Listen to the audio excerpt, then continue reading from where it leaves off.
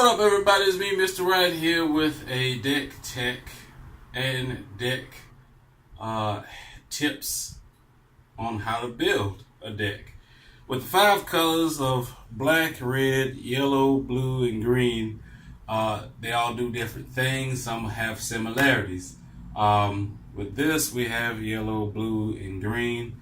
By no means is this a perfect deck. This is just what I have. I would definitely be another green and another red deck, and go ahead and mix those two. The two favor colors that synergize well are green and yellow, and black and red. Blue can be splashed into either one. It just depends on what you want to do.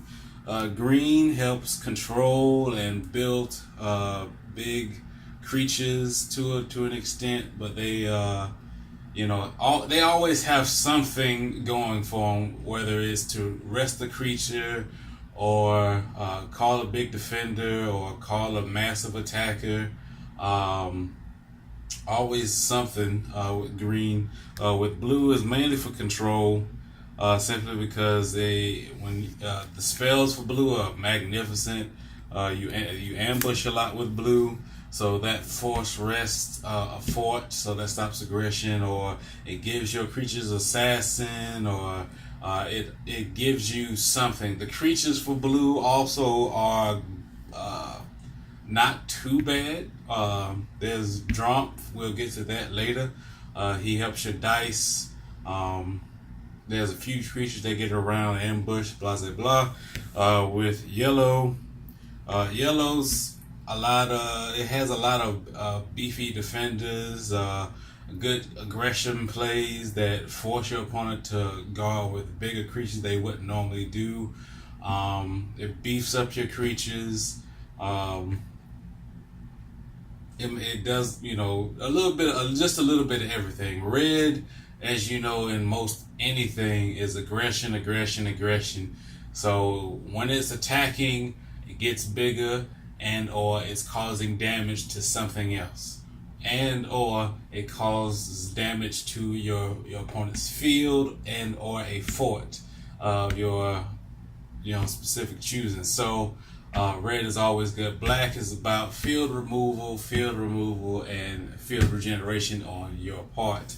Calls things back from your drop zone, and you get to kill off like up to 2 and 3 creatures at a time. Very similar to red, where red causes extra damage, where black is a lot more removal. So like I said, green and white favor each other, and black and red favor each other. Of course, like I said, blue is just a splash in there to help with your spells, but if you had to go 2 colors, those would be my recommendations. So I'm going to go over the spells and the rest of the deck.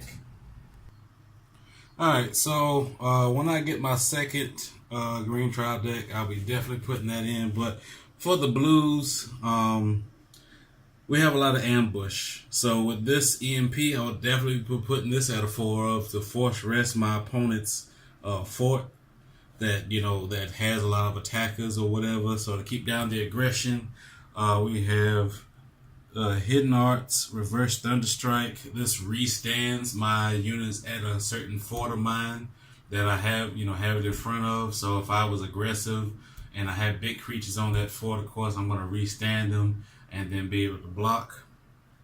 Then we have this Hidden Arts Warrior's Edge Shuriken.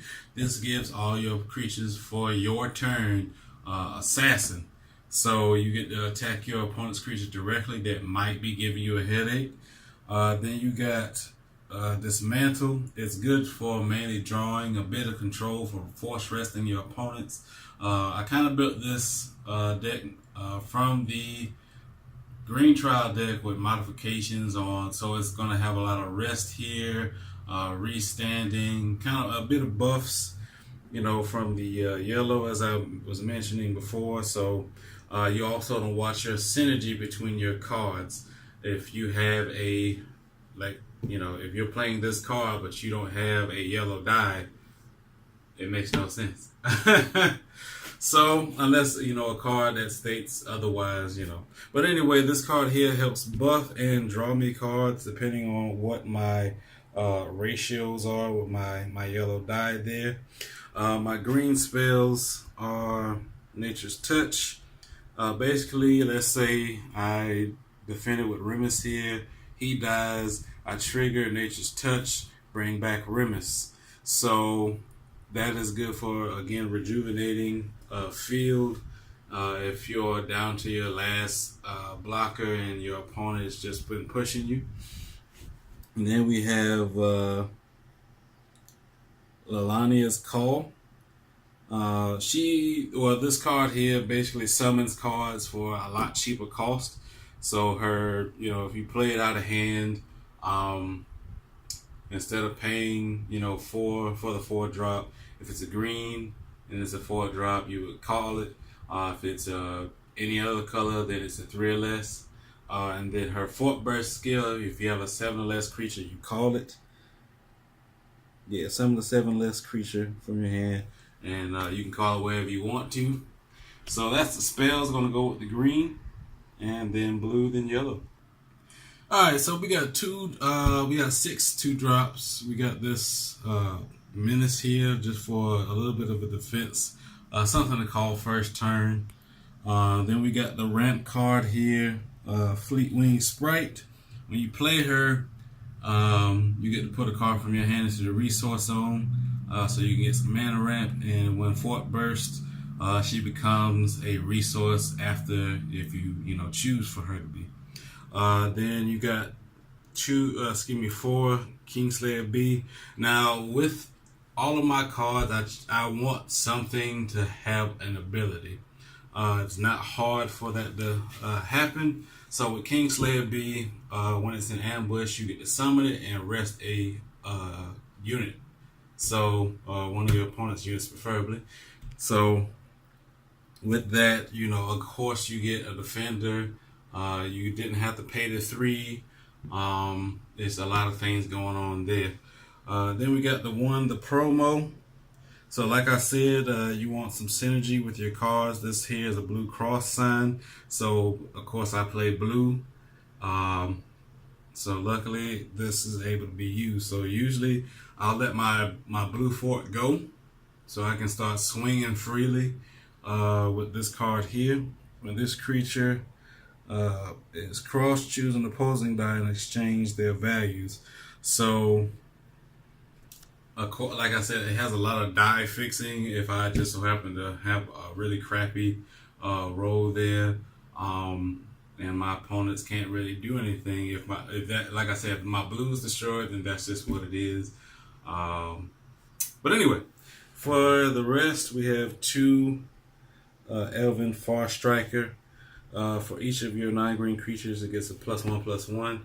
She is a fantastic creature, especially if she's the only green creature on your side of the field. It's all of course on your side of the field, so if she gets a +5/+5, so she becomes a 7/8. So that's a big swing. And we got 2 Remus. I'd probably kick him up to maybe a 3 of, simply because his skill is just fantastic. When he's blocked, you draw a card. And when he's yellow dragon crossed, if he destroys a fort, you get to rejuvenate a fort if you're at 3 or less. So you're going to be at a constant 4 of fort if you continue to hit with this guy. And if of course if you give him assassin, that is considered blocking, and so you would then draw a card. This card here is what makes green really worth playing. For now, with the blues, so you'll notice right fast that blue is lacking when it comes to creature cards, so that will affect my resources for when it comes to casting blue creatures. However, I usually use the blue spells mainly, so yeah. Anyway, so we got 1 of this guy ambushing Tide Chaser to attack my opponent's shields without setting off any ambush. We got 3 drops for just beat sticks. I try to have at least some type of beat stick every color just in case. We got the keepers. She is another arrest card, or what I have a lot of rest cards here, so when she's attacked or when I attack and I block with her, whatever her remaining endurance is, I get to choose one of my opponent's creatures and rest that unit. So if they have a creature with deadly or a creature that gets bigger per attack and blah blah blah, that's just what it is. Then we got this awesome card here, drop. Looks pretty cool, man. Kingpin. So when he's summoned, I get to choose 2 dice and exchange their value. So if I have a 1 and my opponent has a 6, guess who has the 1 now? And of course, should you cross him with the proper blue die, he ups the value of all your dice by 1, but they cannot exceed 6. So there's no cheating there. But he's a really good card. If you wanted him at a 4 of, then you could probably take out the keeper. But it, of course, all depends on your play style.